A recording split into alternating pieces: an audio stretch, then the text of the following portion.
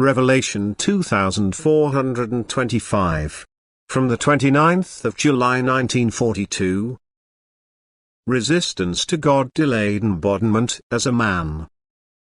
Lovelessness. New earth. Epochs of redemption. The state of the beingness in the form is agonizing as long as it resists God. This is to be understood in such a way that no compulsion would oppress the beingness if it did not rebel against God, for therefore the beingness itself creates this agonizing state but can also free itself from it at any time if it gives up its resistance against God.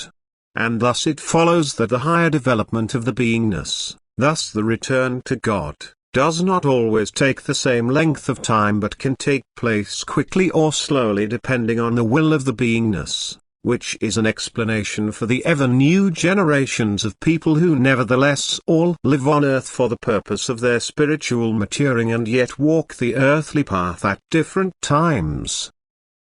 Creation has always and at all times been the cover of the spiritual, and always and at all times this spiritual was more or less opposed to God, and thus the spiritual, which was more turned towards God, covered its path of earthly life in a shorter time and was therefore also able to go through the last stage as a human being sooner.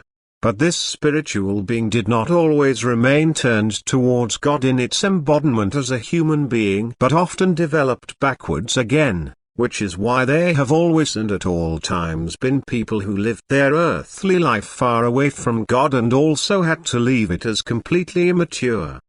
But often a short time in the beyond was enough for these spirits to come to realization and now strive towards the light with increased eagerness.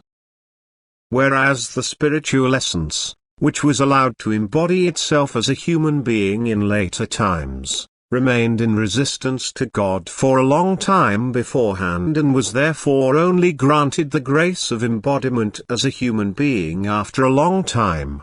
And this beingness very often failed in its last test of earthly life, where it was now supposed to finally give up its resistance against God of its own free will. This is why unkindness is becoming more and more prevalent. But this does not rule out the fact that in these last generations people also turn to God with a special closeness, in whom the spiritual urges towards the final redemption. But for the most part this spiritual will have a hard time insofar as it has to assert itself against the God-rejecting spiritual, which does everything in its power to prevent its course of development. Consequently, this spiritual being has to fight and cover a more difficult earthly path as a human being than the spiritual being was destined to do in earlier periods. But it is its will which determines the nature and duration of these struggles.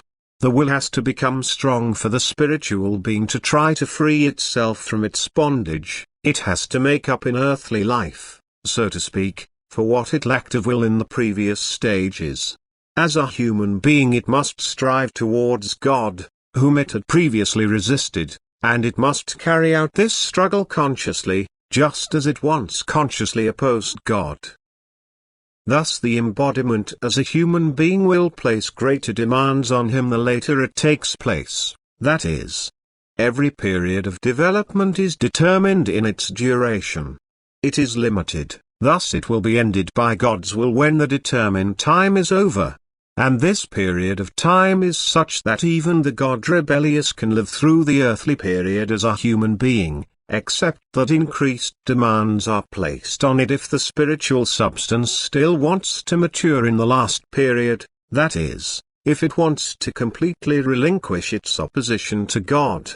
But the spiritual substance which does not relinquish its resistance to God during this earthly period will remain in it for an infinitely long time and will need to stay in the solid form again, for it has not developed any further but rather undergone a process of regression which necessitates a renewed bond in the solid form. Amen.